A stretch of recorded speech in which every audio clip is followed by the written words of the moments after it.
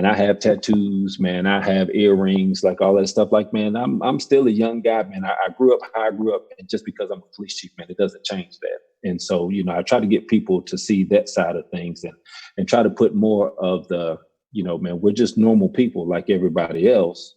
This is just our profession, man. This is what we chose as a profession.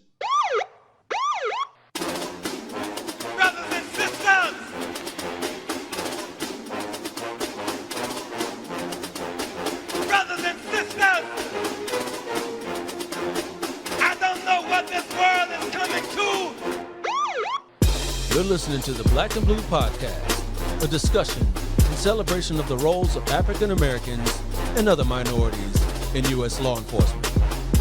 Your host on the Black and Blue Podcast is Dale Peters, a law enforcement professional with over 20 years experience in the business. Hop on board this Black and Blue train of interviews, current events, and pop culture conversations. So get ready.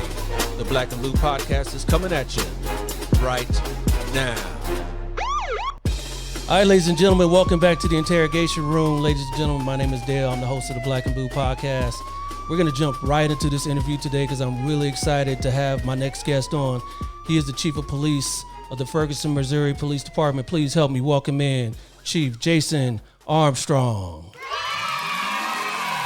Appreciate you. Thank you for having me. How you doing, sir? Doing good, man. Doing good. How about yourself? I can't complain. We're out here in California dealing with COVID-19. I'm sure as you and your troops are. How are you guys dealing with that out there? Man, as best as we can. Man, we're all dealing with something that we've never seen before. And so, we're having to adjust the changes and implement things that, honestly, we probably have never thought we would see in law enforcement because of this. So given everything that we're dealing with, man, overall, we're doing good, man. My department is doing good, man. Everybody's been healthy. We've been blessed here. None of my staff here has caught the virus. So, man, we're just trying to take it one day at a time, man, and follow the guidelines that have been put out there to try to protect everybody, man. That's great. That's great. So I mentioned that you are the chief of Ferguson, Missouri Police Department. How long have you been the chief there, sir? I started here in July of 2019, so right around 10 months is how long I've been here. Okay. And did you come up through the police department there, or did you come from somewhere else? No, I came from Georgia. I worked at the Forest Park Police Department in Metro Atlanta, down in Georgia, and so I was hired here from that agency. Okay. And what'd you do over there at Forest Park? Now, at Forest Park, I came up through the ranks, man. So I started there straight out of college, man, just as a patrol officer. Then came up through the ranks, sergeant, lieutenant, captain.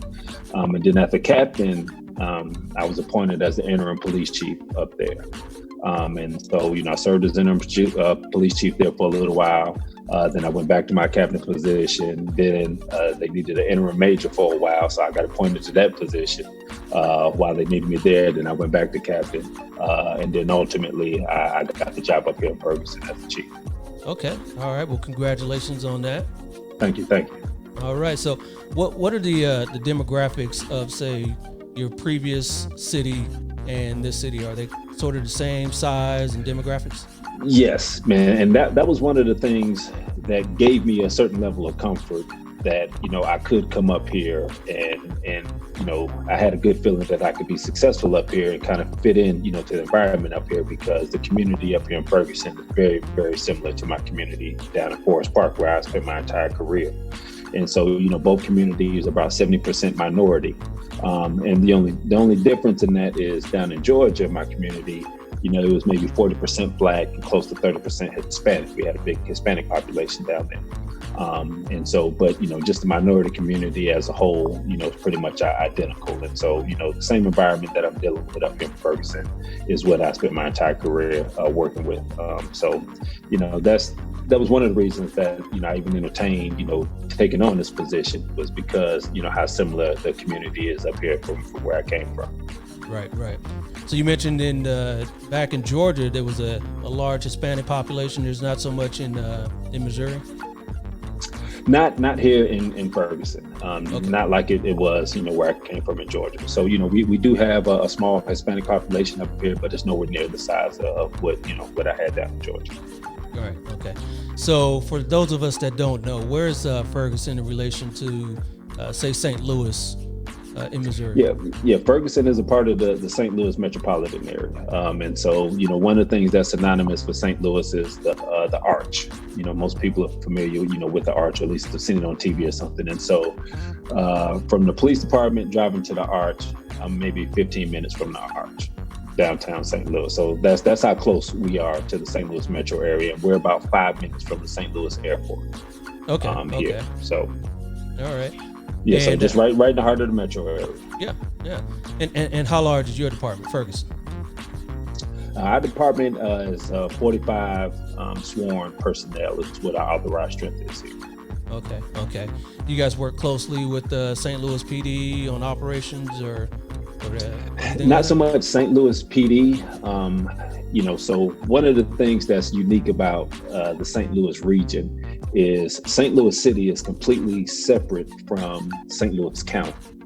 And so, most cities are inside a county, where here in St. Louis, that's not the case. St. Louis City is not inside any county. It's its own entity.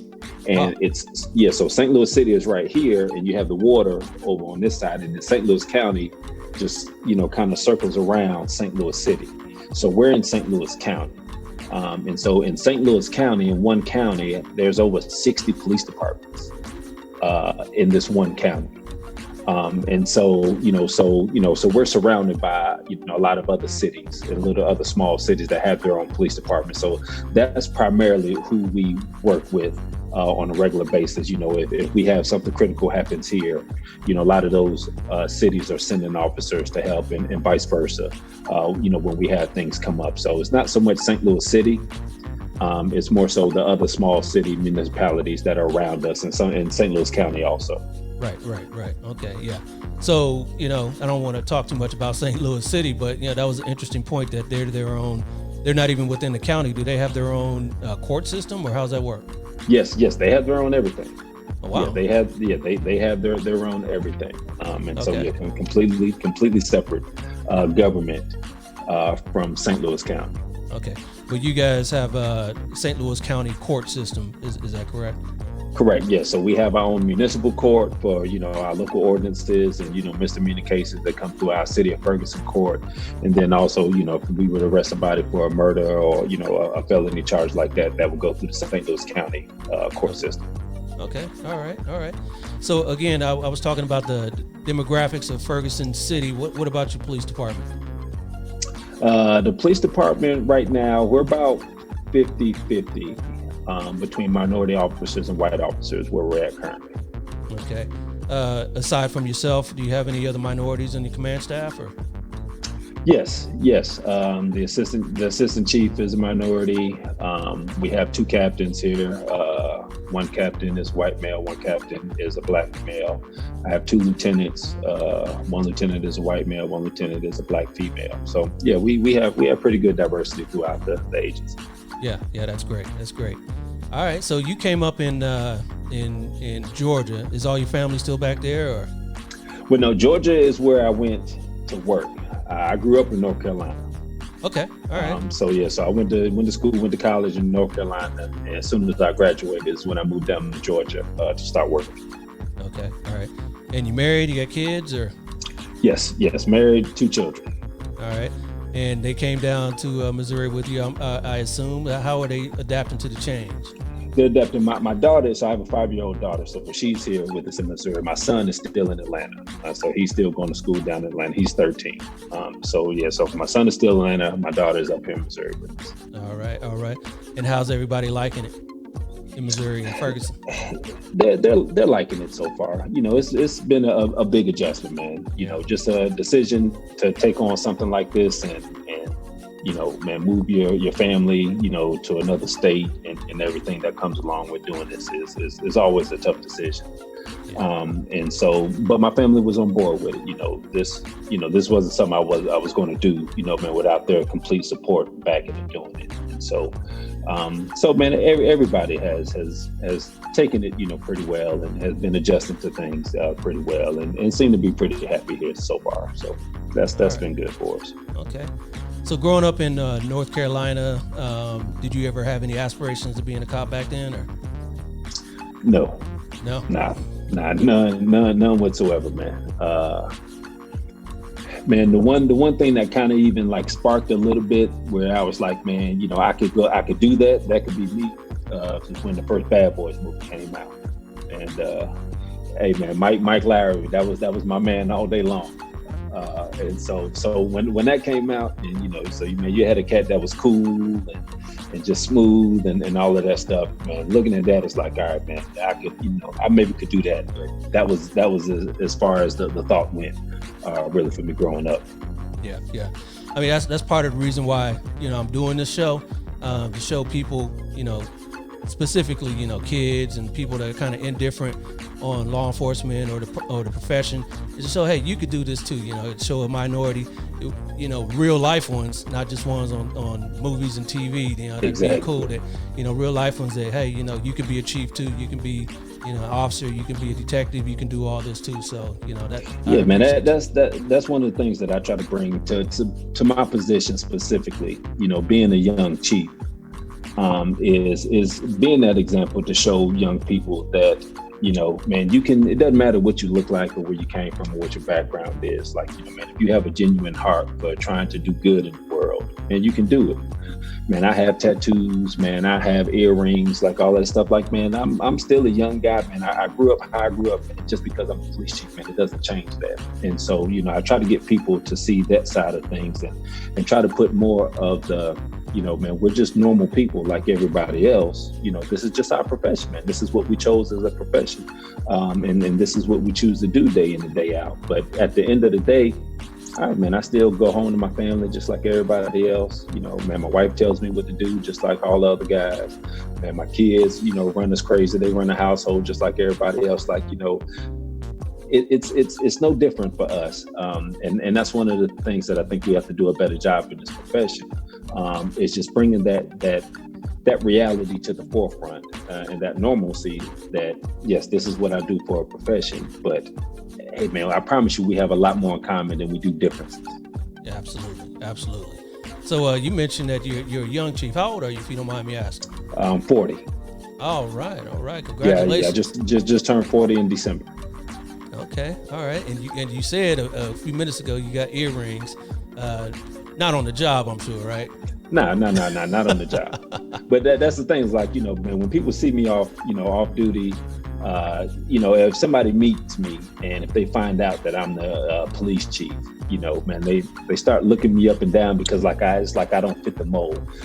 Man, I got a closet full of Jordan, so man, I'm always gonna have some J's on and stuff like that, and it's interesting for me and just trying to be a part of changing that dynamic and showing some other guys that it's like, look, man, you can come from where you come from, or you can be a hip hop head like I grew up and all of that stuff, and you can still accomplish, big things or the things that you envision for yourself, man, if you're willing to put the work in and if you're willing to sacrifice for it. And so, man, just trying to get that message across to people, so we can get more people, and with similar backgrounds and things coming into the profession and trying to, ascertain, man, those higher positions in leadership.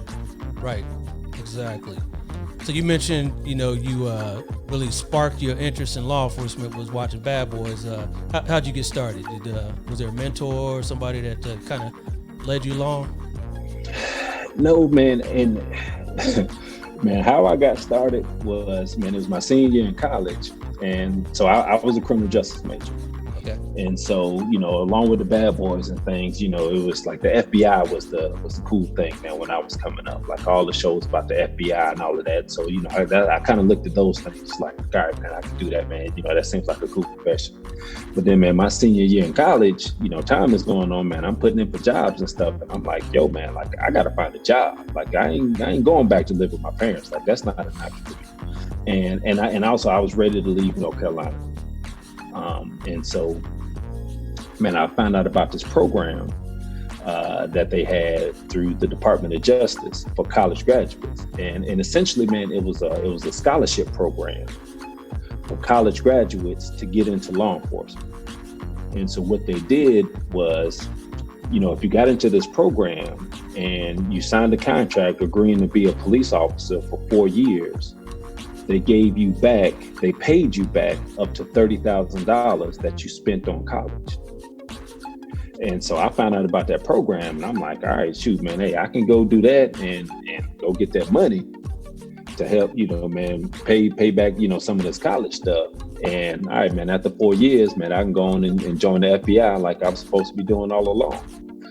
And so I got into that program. So that's really what sparked me getting into the law enforcement profession, was getting into that program. And then once I got in, and all right, man, I just kind of found my niche, in the profession. And some of my buddies that came in at the same time, and they started going off to the DEA and the federal agencies, but I started getting promoted. And so once I started getting promoted, man, that kind of changed my mindset on things. And it was like, I don't know if I want to go start all over at the bottom again. We're trying to go to the FBI, someone like that, man. Let me see, let me see what I could do with the supervisor lane, and man, try to make the best of that. Yeah. So, while you were getting promoted, while you were working through the ranks over there, what other assignments did you have? Did you do narcs, canine, traffic, anything like that? Yeah, so what we had at the agency that I came up with, we had a crime suppression unit. It was called the Viper Team. So, every special unit got to have a cool name. Oh, and, yeah. Everything has to be sexy and stuff. So, so that was kind of my niche, and kind of where I made my name for myself, because, they only recruited, certain people to be on that team. And so I was recruited to join the team. And so I went there as an officer. And so we worked, drugs, we worked, vice, prostitution type things, some undercover details, just, whatever problem areas or problem assignments that came up, was assigned to us. And so then I got promoted out of that unit and went back to patrol as a sergeant. And then a supervisor position came open on the Viper unit, so they transferred me back to the unit as a sergeant. And so that's where I spent a lot of my time outside of patrol, was in that unit. And then I ended up transferring to becoming our training coordinator for the department. Okay. I did that for a little while, and then I was promoted to lieutenant. And then after that, it was just, all my positions were just moving up in rank. All right, that's what's up. That's what I'm talking about right there. So when you finally got to Ferguson as the chief over there, I'm sure you had to look at things with the community. How's your relationship with the community now? Have you been able to reach out and have meetings and all that? Oh yeah, absolutely, man. And that was one of the things, that I think even helped me get this job, is because, the work that I was doing down in Georgia, just trying to be out front, man, and connect with the community as much as possible. And honestly, man, Ferguson, had a big impact on me, in my career, after the events that happened here in 2014, and I followed that, I followed those events. Man, read through the DOJ report when those things came out. And so I'm just reading through these things. And like I said, man, and the community in Georgia is very similar to the one in Ferguson. So, man, I'm reading that and I'm like, man, like this could have been us, because you have a minority community, man, you have a police department that's predominantly white. And so, a lot of people are looking at, okay, the police department, doesn't look like the community. It doesn't resemble the community. And so, all the issues that go into that. And so, and like in our command staff in Georgia, I was the only minority on the command staff.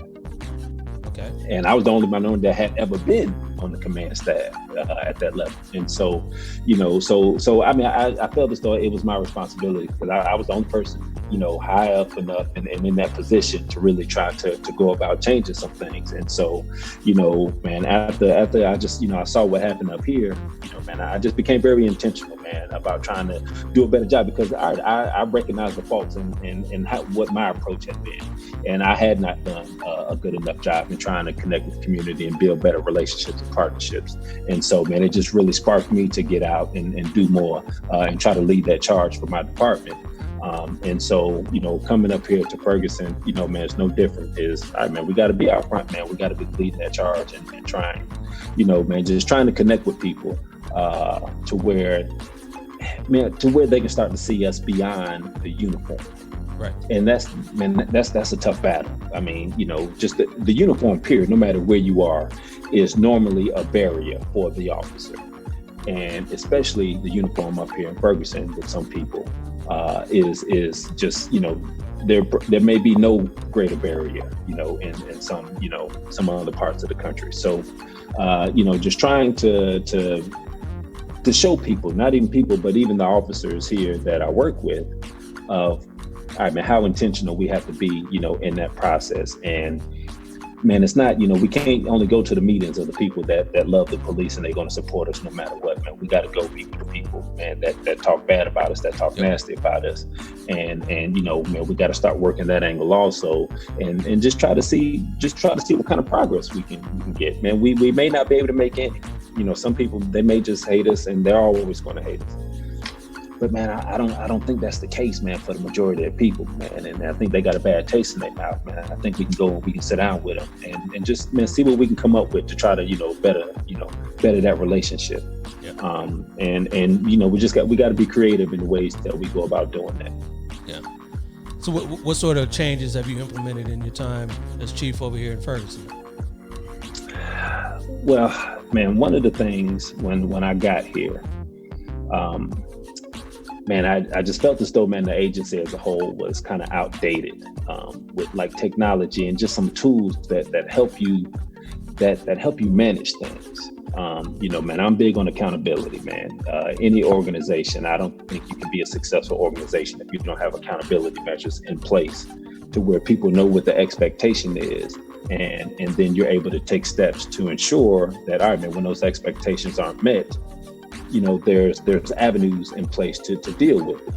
And so, one of the things that I've been able to bring on here is we were able to get a system, electronic system software that will do, personnel management for the organization and for the agency. And so, if you had an officer that had some problems in just any specific area, that officer's immediate supervisor, they may have kept some personal notes about that officer and what some of the problems were, but there was nothing that anybody else knew about. And so if that officer gets transferred to another team, or that supervisor gets promoted and they're gone and a new supervisor comes in, that new supervisor has no idea, what the problem areas of that particular officer were. And so that officer could do the same thing that they've already been counseled on before, but they haven't changed the behavior, and we're not doing anything about that, to where, all right, man, now I have a system where everything gets logged into the system. So when they have a new supervisor, it doesn't matter, man, that they can still see all of that officer's history in that system. I mean, you don't lose the level of accountability. And so when if we see that same behavior repeat itself, all right, man, that's not being handled at the lowest level, because we already handled it at the lowest level the first time it came up, and we haven't seen that change in behavior. All right, man, now we got to take it up a notch. And so, it's finding things like that and putting measures in place to where, man, things are easily accessible to you. I got a request to review some files, and so it was from a lawyer. A lawyer was looking at something, and I had to go back and look through some files, and everything was just kept by hand. Oh, wow. And so, man, I had to, the chief and all the things that are on my schedule to do, man, I got to go back through some files and look through 280 files by hand to try to find some information. And of the 280, only 5 of them contain the stuff that I was looking for.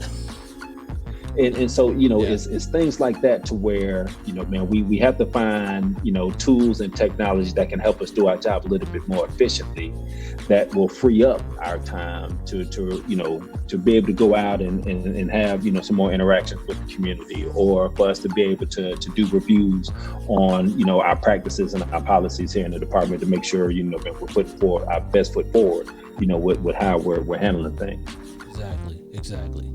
So you mentioned earlier the demographics of the department before you got there, or at least a while ago, when the incident happened, was very few minorities, and things are starting to change. You mentioned a bunch of minorities that are on the command staff. Did you guys go through an intentional hiring of minorities, or how did that work? Well, that part of the process was done before I got here. Okay. And so, when the incident happened in 2014, I believe the department had maybe like 55 officers, somewhere in that range. And they might have had maybe 4 or 5 minority officers back then. And so, so I take no credit for, for the diversity of the department, man. When I walked through the door, the numbers were very close to 50-50, when I got here. And so absolutely, I believe, that was a very intentional effort on the people, that were leading this department, since that incident happened. And so, but man, one of the things that I like to talk about, when we talk about diversity in law enforcement and, what somebody looks like, man, that's not even half the battle.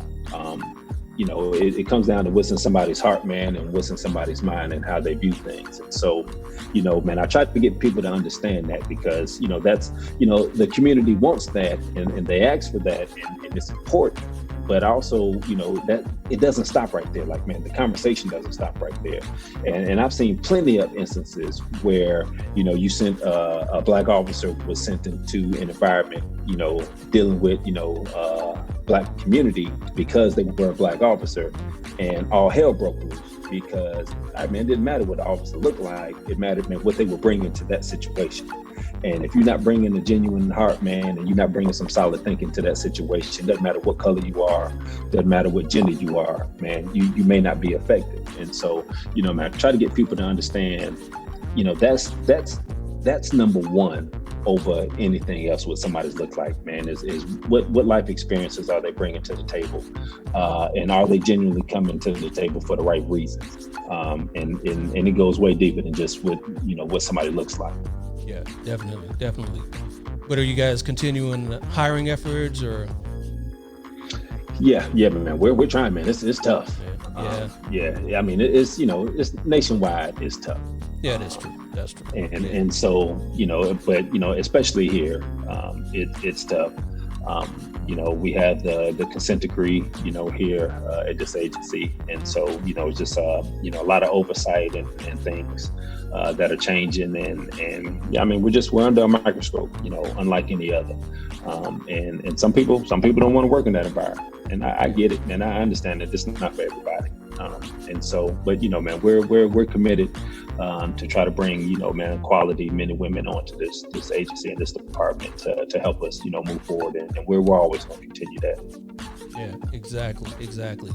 So as a male black male, you said you came up through the ranks, but you were still a black man. What sort of changes have you seen in the profession for minorities in general since day one that you started up until today in 2020? Man, it's a lot more conversations are being had than were had when I started.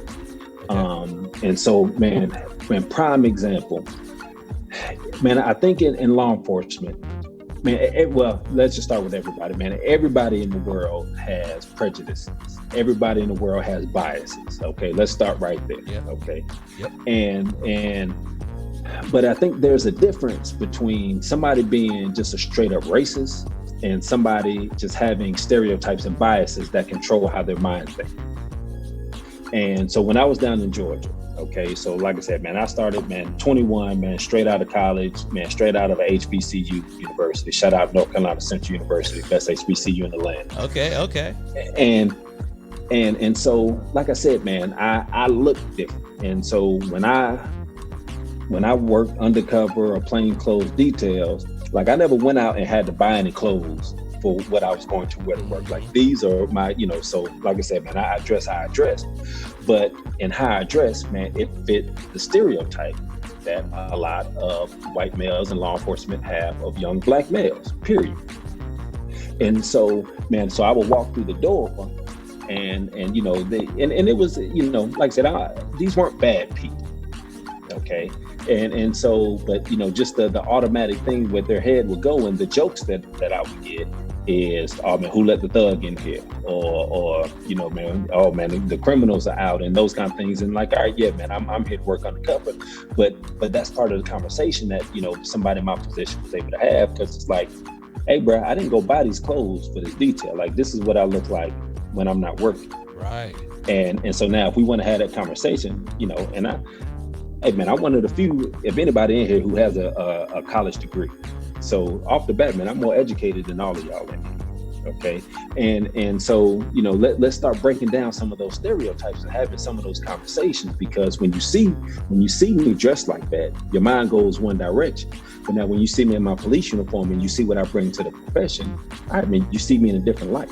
Yeah. And that's what we have to work on. And so I was lucky enough at that agency that, I was there so long. And so I was able to build relationships, with a lot of the officers down there that may have seen things like that, but we could have some real conversations around it. And we weren't attacking each other for our point of view or for our perspective. It was more, all right, man, let's sit down, let's just talk about this. And, man, I'm not here to accuse you of anything.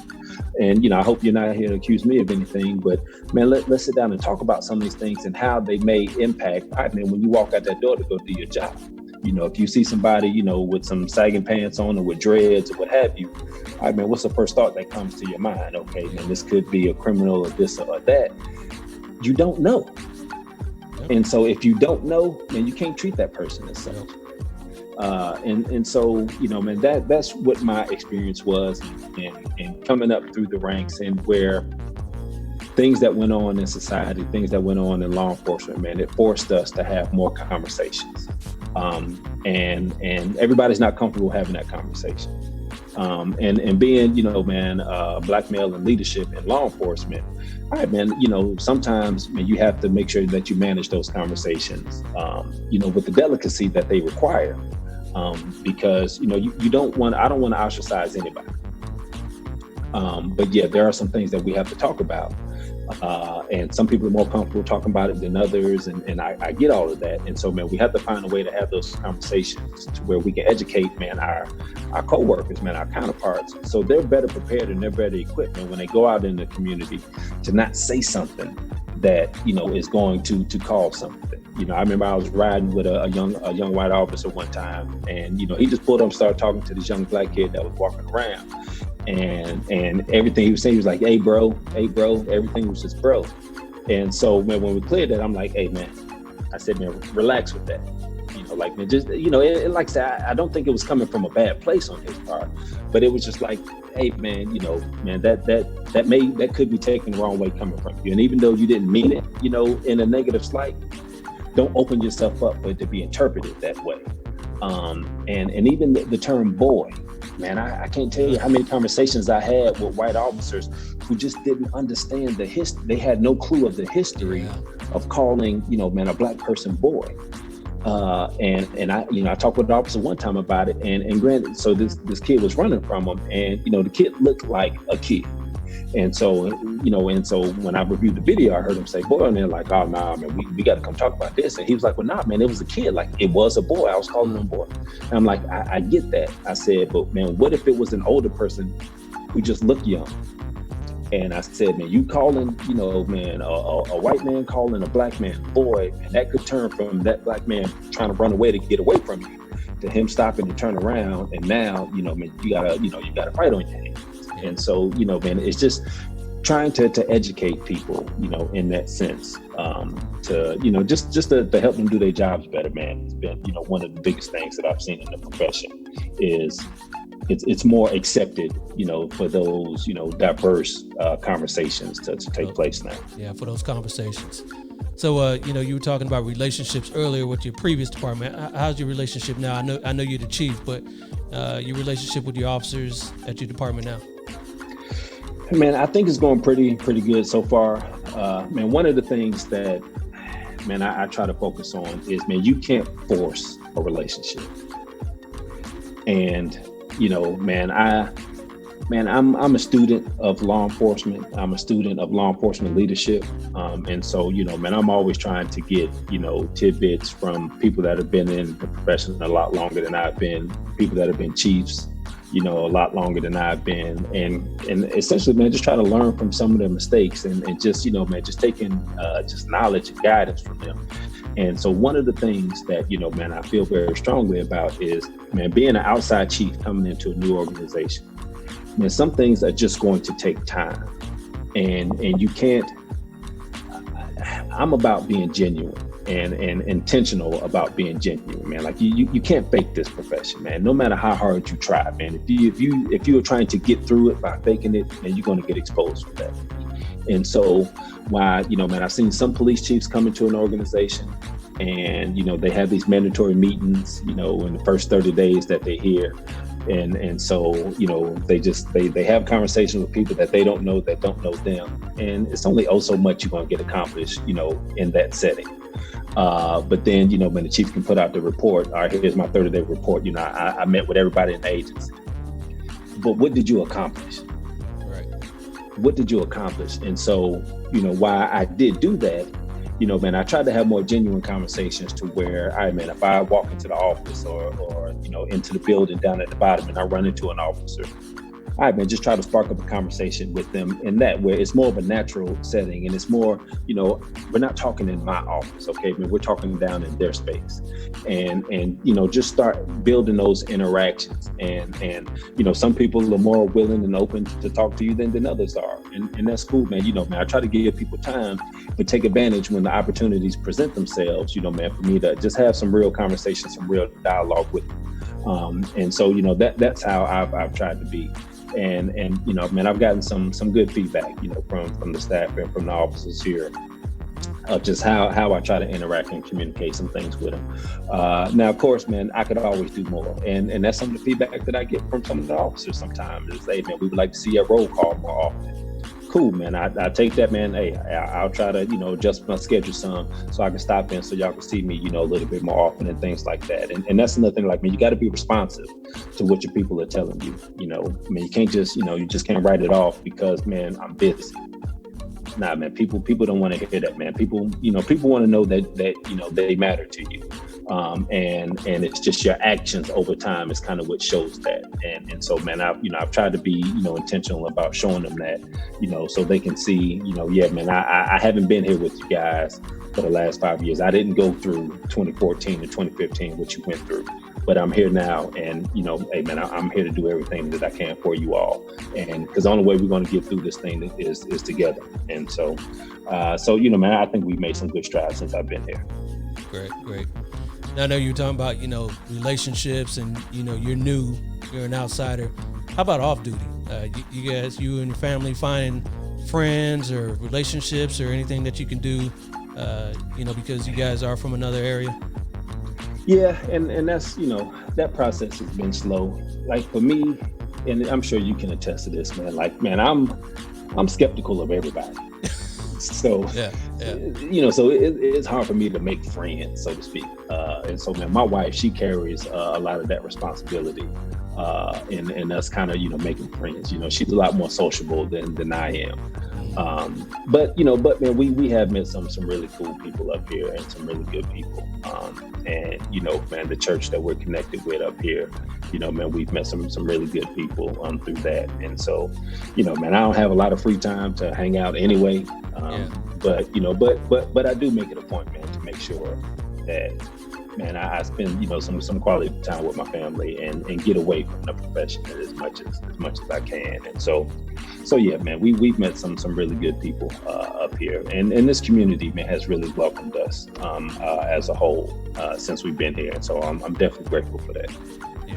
Yeah, I was going to ask you, because a lot of times, cops just end up associating with other cops and their families, and it's kind of different. You being the chief, you do have your command staff that you can associate with, but it's good that you got a church that you're doing.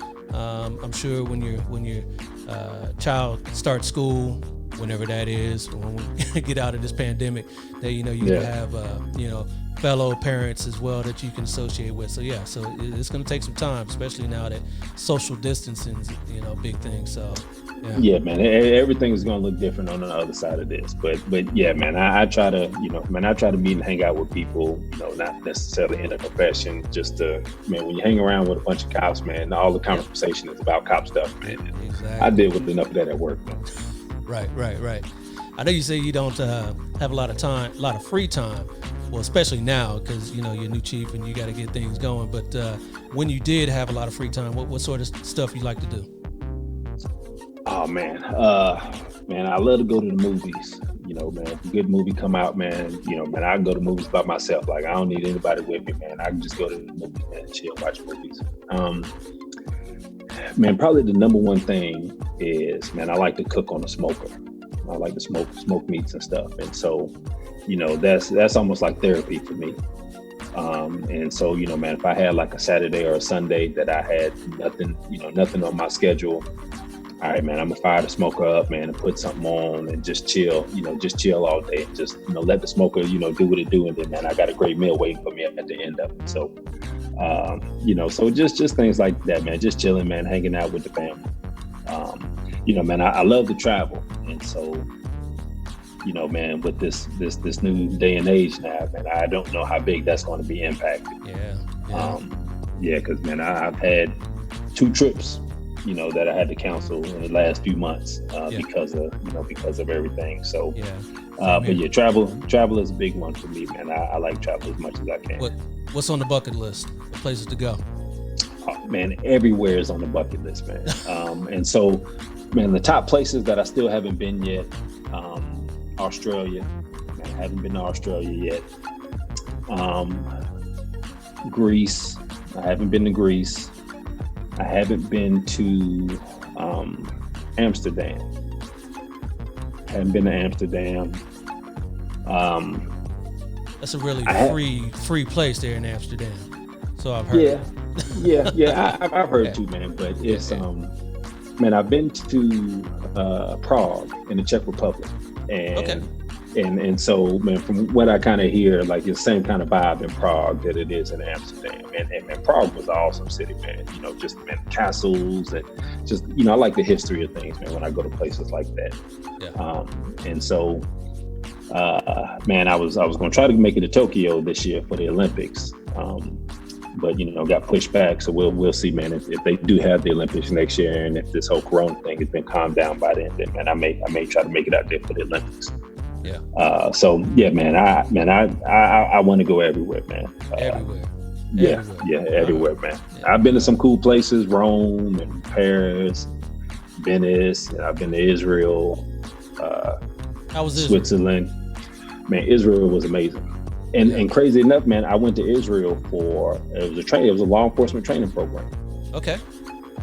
And so Georgia has this, exchange program with Israel. And so every year, Georgia sends a delegation of law enforcement leaders to Israel, and you just spend 2 weeks over there, just, touring the country and meeting and having like classes, with leadership over there. And so, man, that was, man, one of the top experiences of my life, man. Nothing.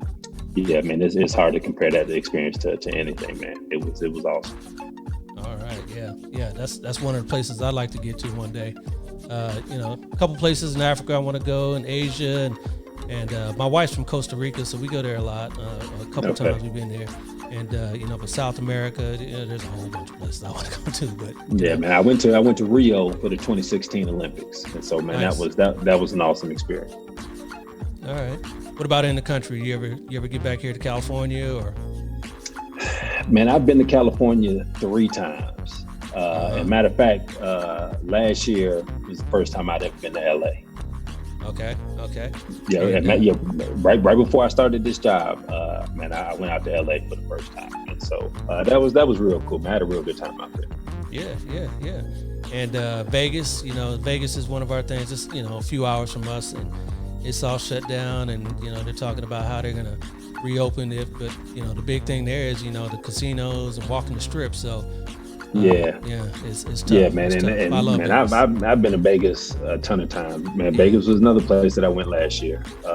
Matter of fact, it was right around this time last year. It popped up on my Facebook memories a few days ago that I was in Vegas this time last year. So Vegas is a cool spot too. But yeah, man, everything is gonna look different. Yeah, it is. Once we get on the other side of this thing, at least for a year or two. Right. All right. Well, I appreciate you coming on and spending some time with me and let me know about you and how things are working out with you and your family and your department out there in Ferguson.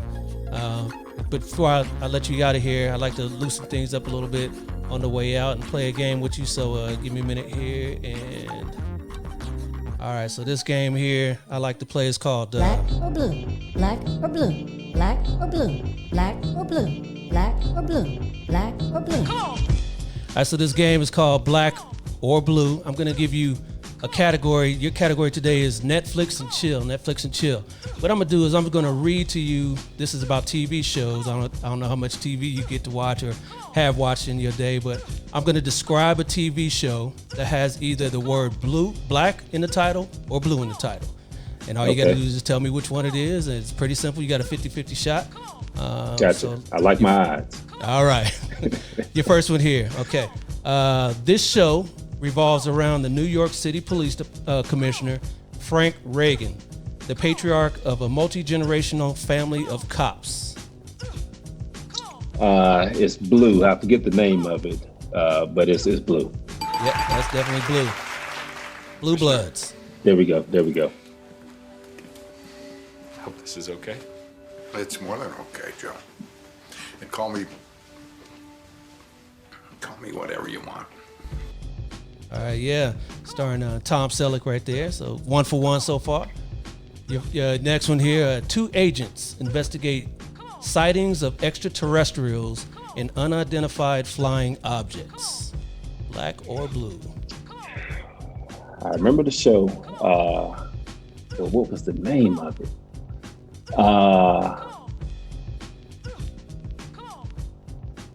Man. 50-50 shot, Chief. No, that's not. Oh, Black. I was thinking of this is a movie. Is that you talking about a movie, not a TV show? No, these are all TV shows. All TV shows. All TV shows. I'm going with Black. Yeah. Project Blue Book. I'm I've Project never seen Blue that. Book. We investigate unidentified aerial phenomena.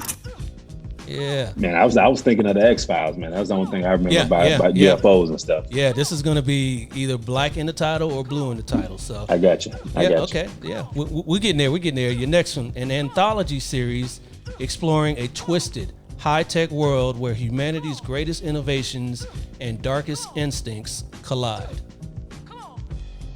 Whew. Yeah. This is a popular one that's on Netflix now. I don't know how much Netflix you watch. Yeah, nah, man. I don't watch too many shows on there. Yeah, take a stab. Take a stab at it. I'm gonna go with Black. See, you're right. Black Mirror has emerged as a Black smartly Mirror, critical anthology series about a not-so-distant dystopian future and humans' relationship with technology. Most episodes feel like worst-case scenarios with the ambiance of the Twilight Zone for the 21st century. All right, well, you guessed right on that one. A few more for you.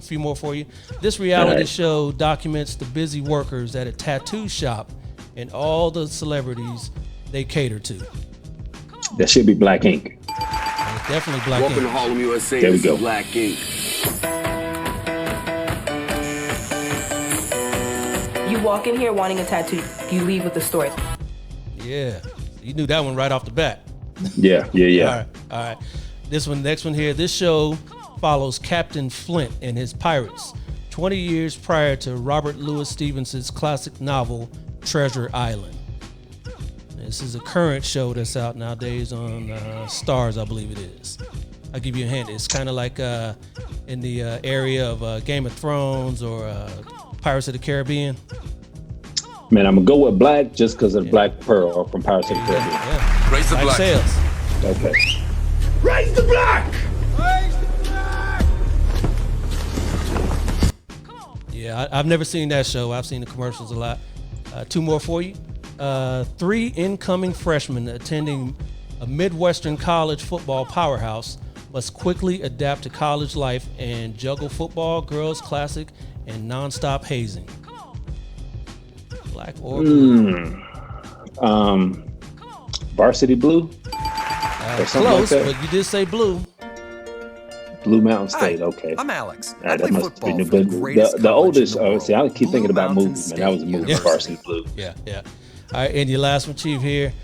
Katie Mahoney patrols the grittier streets of Chicago. Katie's intensity about her job interferes with her social life. I'm gonna go with Black. Monday, April 15th. Lady Justice Blue. has a name. They called her Lady Blue. Lady Blue, yeah, that wouldn't. But yeah, that was Lady Blue. I think you got most of them right. So we're gonna call you the winner on that. All right, the winner of guessing, man. 'Cause I was guessing on most of those. few guesses on both of those. Yeah, so I appreciate you coming on and spending some time with me. Like I said, we got a lot of good insight. Tell people how they can reach you on the police department. You guys have a website? Yeah, they can reach us through the Ferguson City Police Department's website, fergusoncity.com, and you go to the police department page from there. You can also follow our Facebook page, Ferguson Police Department's Facebook page. And then me personally, a lot of my stuff is done through LinkedIn. Jason P. Armstrong on my LinkedIn page is where people can follow some of the stuff we have going on also. All right, Chief. I appreciate you coming on, and stay safe out there in Ferguson, and we'll talk soon. I appreciate it. Hey, not a problem, man. You stay safe too, bro. Thank you. All right, that's it for this episode of the Black and Blue Podcast. I want to thank Ferguson, Missouri Police Chief Jason Armstrong for joining me here today. If you guys out there enjoyed this episode as well, make sure you like and subscribe to the YouTube and all the podcast platforms. I'll be back next week with another hard-hitting episode. So till then, y'all know what to do. Stay black and blue. I'll holla at you. Peace. This has been a Maitre D Entertainment presentation.